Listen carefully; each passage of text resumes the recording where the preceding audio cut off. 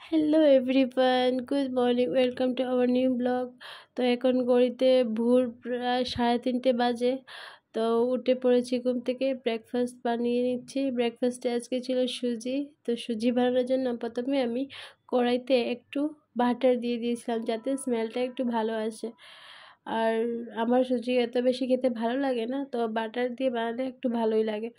তো এখানে একটু কড়াইতে আমি নুনও দিয়ে দিয়েছিলাম সুজিতে, যাতে একটু নোনতা নোনতা ভাবটা থাকে, ভালো যেন এত বেশি মিষ্টিও না হয়।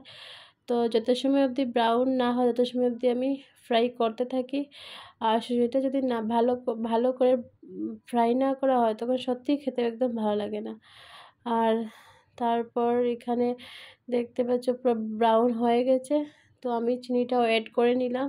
তো চিনিটাও একটু সময় ফ্রাই করে নিলাম। চিনিটা ফ্রাই করে নেওয়ার পর আমি 2 গ্লাসের মতো জলও অ্যাড করে দিয়েছি।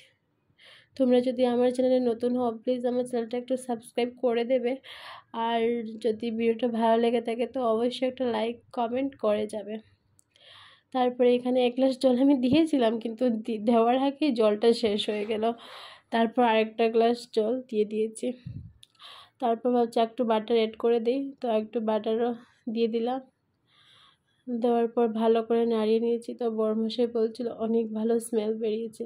কিচ্ছু দেইনি, তো শুধু জল দিয়ে বানিয়েছি, দুধও দেইনি। কারণ দুধ খাই না, তো এই জন্য ওর জন্য শুধু দুধ দিয়ে বানাবো, আমি তো দুধ খাই না। তো বলছে কি না ঠিক আছে জল দিয়ে বানিয়ে নাও, তুমিও খেয়ে নেবে। তো এখানে দেখছো বড়মশাইকে সার্ভ করে দিয়ে দিয়েছি, আমার জন্য নিয়েছি। তো বড়মশাই বললো ঠিক আছে ব্রেকফাস্ট তো দিলে, কিন্তু জল কোথায়? তো জল দিতে ভুলে গেছিলাম, তো জল দিয়ে দিলাম। তারপর আমিও খেয়ে নিলাম। খেয়ে বাসন রেখে দিয়েছি। তো বড়মশাই টিফিনও একসাথে ভাবছি ধুয়ে নিই। তো ধুয়ে সব রেখে দিয়েছিলাম। আর অফিস 8টার সময় তো অফিস আছে। তো তারা কত তাড়াহুড়া করে কাজ করছি কি জানি কবে যে কাজ শেষ হবে। একটার পর একটা কাজ আসতেই থাকে, এইদিকে কাজ শেষ করবে ওইদিকে চলে আসে। তো এখানে এসে বাসন ধোয়ার পর তো একটু সুজি থেকে গেছিলো, তো ওইটা একটু বেশিই বানিয়েছিলাম যাতে মা বাবাও খেতে পারে সকালে উঠে। তো মা বাবার জন্য এটা প্যাক করে রেখে দিয়েছিলাম। তারপর আজকে ছিল হনুমান জয়ন্তী। তো কালকে রাতে ডিসাইড হয়েছিল কি আজকে ডিম রান্না হবে, কি খাওয়া যায় টিকে দিলে। তো রাত্রে আমি যখন শুয়েছি তখন দেখলাম কি আজকে হনুমান জয়ন্তী। তো মটরটা খুলে একটু মটর ভিজিয়ে নিয়েছিলাম। তারপর সকাল সকাল মা বললো যে এটাতে একটু ফাটা আছে, কালকে এসেছিলো, কালকে আমরা এটা প্যাক করেছি কিন্তু কখনো কোথাও ফাটা দেখিনি। তো সকাল সকাল মা যখন মুছতে লেগেছিলো তখন দেখছি এটা ফাটা। তো মা বললো এটা আবার রিটার্ন করতে লাগবে। তো এটা আবার রিটার্ন করে দিয়েছিলাম। তো এখানে দেখতে পাচ্ছি আমি ডাল বসিয়ে, ডালটা প্রায় আমার হয়ে গেছে। তো কালকে রাতে যে মটর ভিজিয়ে রেখেছিলাম, তো এটা রাত্রে কি সকালেই ভিজিয়ে রেখেছি।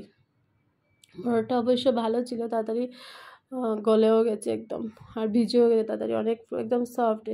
2 সিটি মারিয়েছি কুকার দিয়ে, একদম সফট গলে গেছে। তারপর এখানে একটু 5 ফোড়নের সম্বাস দিয়েছি আজকে, তেজপাতা আর এলাচি, কারণ কি পেঁয়াজ ইউজ করবো না। তো আলুটা ভালো করে কেটে ধুয়ে রাখা ছিল।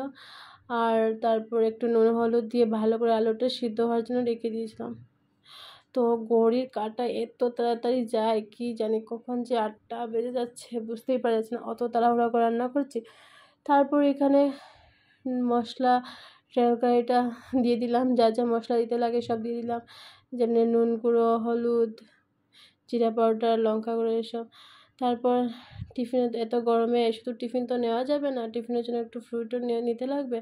তো এখানে তরমুজ ছিল, তরমুজটাও কেটে নিয়েছিলাম, মা বাবার জন্য একটু রেখে দিয়েছিলাম ফ্রিজে, বাকি সব টিফিনে প্যাক করে নিয়েছিলাম। তো টিফিনটা অনেকটা সব কেটে রেখে দিয়েছি, একটু কিছু না পারে কোথায় রাখবো।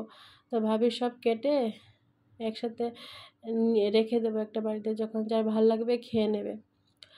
তো তোমরা কোথায় থেকে ভিডিও দেখছো প্লিজ আমার ভিডিওটা একটু সাপোর্ট করবে, পাশে থাকবে। আমার চ্যানেলে যদি নতুন হয়ে থাকো আমার চ্যানেলটা একটু সাবস্ক্রাইব করে দেবে।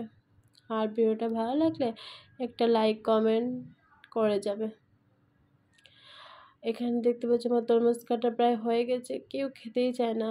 তরমুজ। তো এখানে 1 বাটির মতো ওটি আমি মা বাবার জন্য রেখে দিয়েছিলাম, বাকি আমি টিফিনে প্যাক করে নিয়েছিলাম। তো এখানে দেখতে পাচ্ছ মটর ঘুগনি বানিয়েছি, প্রায় হয়ে গেছে। অনেক পরিমাণ জল দিয়ে দিয়েছিলাম, জলটা শুকাবে। তারপরে এখানে এভারেস্টের রয়্যাল গরম মশলাটা দিয়ে দিয়েছিলাম, এটাও খেতে অনেক ভালো লাগে মশলা দিলে। তো আবার ঢাকনা দিয়ে দিয়েছি যাতে ভালো করে আলুটা ফ্রাই হয়ে যায়। তো একটু সময় হয়ে যাওয়ার পর এটা ছিল আমার ফাইনাল লুক। তো ভিডিওটা কেমন লাগলো অবশ্যই